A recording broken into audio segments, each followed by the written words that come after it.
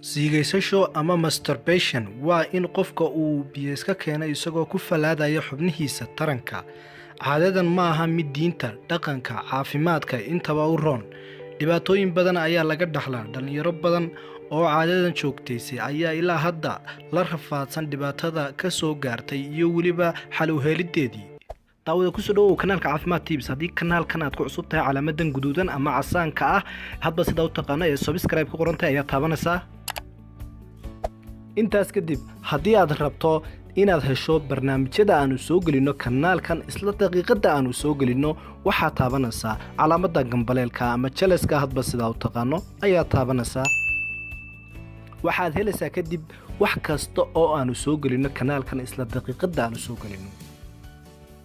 dadka ugu badan ee caadadan sameeyana waa dhalinyarada, wiilasha iyo gabdhaha leh oo ku jira xilliga qaangaadhka iyo weliba sanadaha xiga.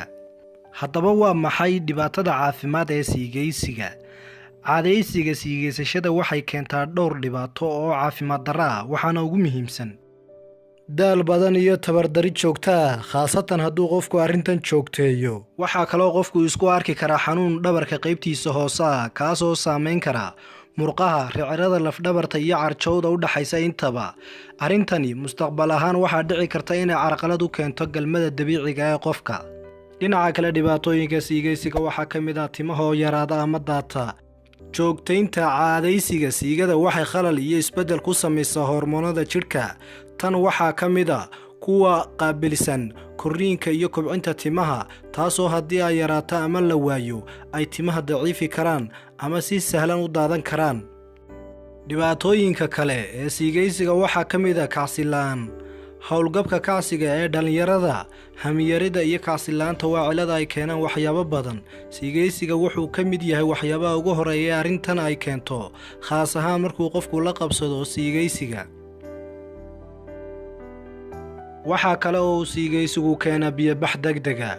inuu qofku muddo uusan celin karin biyihiisa xilliga galmada waxay noqon kartaa raad uu siigaysigu ku reebay qofkaas, waana dhibaato aad ugu badan dhalinyarada guursatay awalna caadadan joogtayn jiray. dhinaca kalena qofku waxa uu isku arki karaa aragga oo caad yeesha ama aragtida oo daciif noqota, waana xaalad lagu arko dhalinyarada ku daqowda siigaysashada oo muddada dheer soo samaynayay. mana ahan caadkii indhaha fuuli jira ee la yaqiinay, ee kani waa nooc ka duwan. waxaa kaloo ka mid a xiniinyaha oo ragga xanuuna iyo weliba xanuun iyo casiraad laga dareemo moqor-miskeedka iyo dabaqanaanta.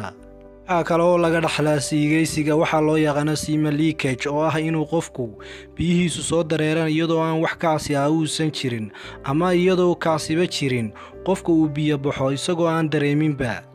waxaa kaloo qofku isku arki karaa dhibaatooyin nafsaani ah sida hilmaamidda iyo xifdila'aanta.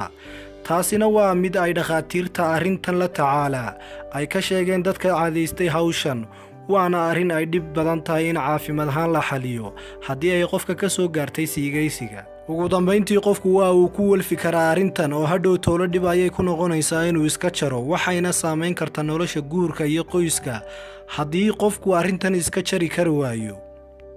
daawada ku soo dhawow kanaalka caafimaad tips. haddii kanaalkan aad ku cusub tahay calaamadan guduudan ama casaanka ah hadba sida u taqaano ee subscribe ku qoran tahay ayaa taabanaysaa. intaas kadib haddii aad rabto inaad hesho barnaamijyada aanu soo gelino kanaalkan isla daqiiqada aanu soo gelino waxaa taabanaysaa calaamada gambaleelka ama jalaska hadba sida u taqaano ayaa taabanaysaa. waxaad helaysaa kadib wax kasta oo aanu soo gelino kanaalkan isla daqiiqada aanu soo gelino.